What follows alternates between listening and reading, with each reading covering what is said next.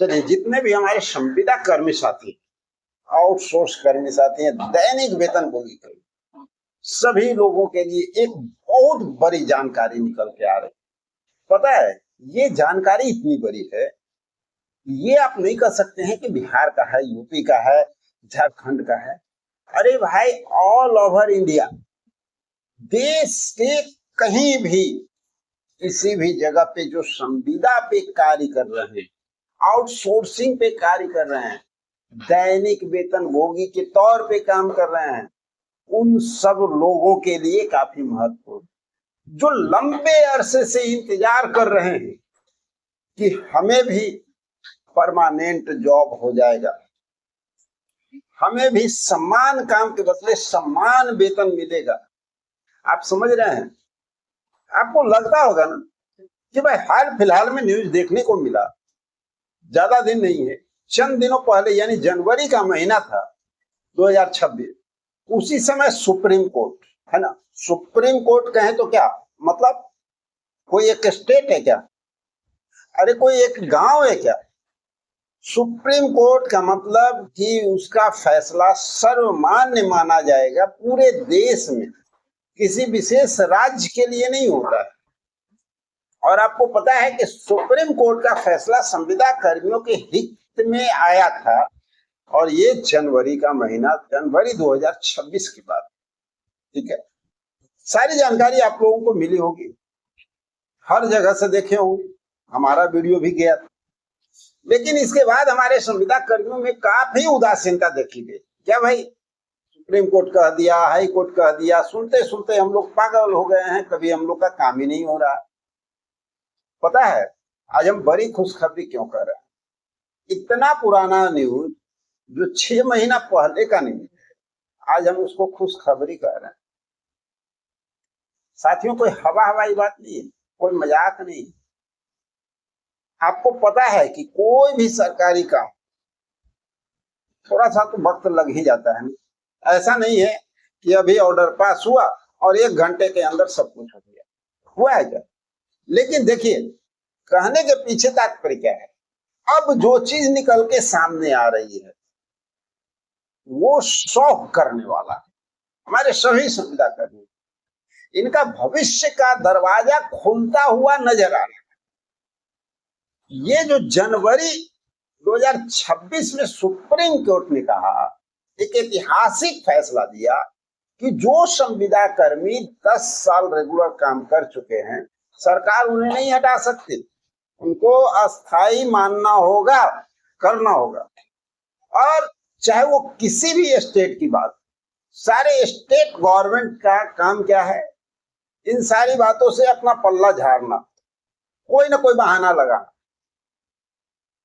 भैया, आर्थिक संकट हमारे ऊपर है, वित्त विभाग हमारा खाली है, यानी किसी न किसी तरह से पल्ला झाड़ने का काम जो है स्टेट गवर्नमेंट करते रहते।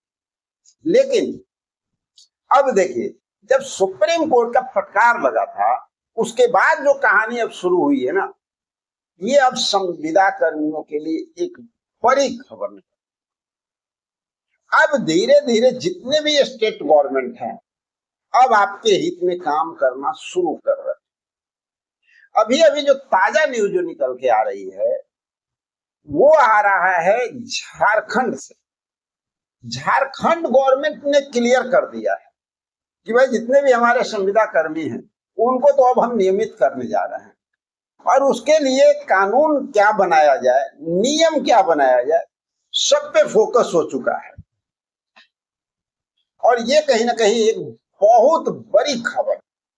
शुरुआत तो कहीं एक जगह से होती है, लेकिन सिर्फ हम झारखंड की बात नहीं करते, मध्य प्रदेश की बात भी अगर आप करें तो वहां भी आप देख लीजिए, एक दो को नहीं, कई स्टेट में ये काम अब धीरे धीरे शुरू हो चुका है। अब कहेंगे कि सर हम तो बिहार से हैं, हम तो यूपी से हैं, हम तो बंगाल।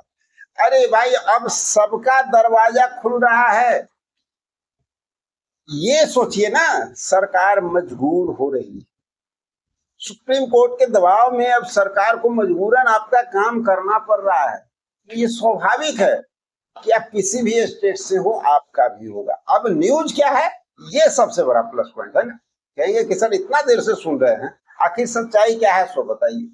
तो सुन लीजिए, सबसे पहले तो झारखंड गवर्नमेंट जो है वो क्लियर कर दिया कि भाई संविदा कर्मियों को हम नियमित करने जा रहे हैं। उसके लिए कुछ प्रावधान रखा गया है। क्या कुछ है, आइए स्क्रीन पे चलते हैं और सारी कहानी को जानते हैं। उसके बाद हम पूरा डिटेल में आप लोग को समझाते हैं। आप यहाँ पर देख सकते हैं, जागरण के द्वारा ये जानकारी भी आपको दे दी गई है। झारखंड में संविदा कर्मियों को नियमित होने के लिए देनी होगी परीक्षा और अनुभव के आधार पर उनको मिलेगा 15% का पेटेज। और आइए जान लेते हैं क्या कुछ है। कार्मिक विभाग में संविदा कर्मियों को नियमित करने के फॉर्मूला तैयार कर लिया है। इसमें इन्हें प्रतियोगिता परीक्षा देनी होगी।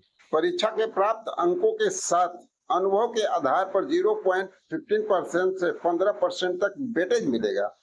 इससे हजारों कर्मियों को लाभ होगा। संविदा कर्मियों को नियमित होने के लिए परीक्षा देनी होगी। ठीक है, देखिए, कार्मिक विभाग ने संविदा कर्मियों को नियमित करने के लेकर के फॉर्मूला तैयार कर लिया है। तय फॉर्मूले का वित्त विभाग के परामर्श मांगा गया है। फॉर्मूला के अनुसार कर्मियों को नियमित होने के लिए प्रतियोगिता परीक्षा देनी होगी।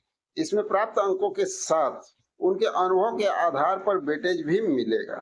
वेटेज 0 से 15% से लेकर के 15% तक होने वाला है। इस प्रकार का अब राज्य सरकारी कार्यालयों में संविदा के साथ साथ दैनिक वेतन एक मुश्त परिश्रमी तथा आउटसोर्स पर कार्यरत कर्मियों को नियमितीकरण का रास्ता खुलता दिख रहा है।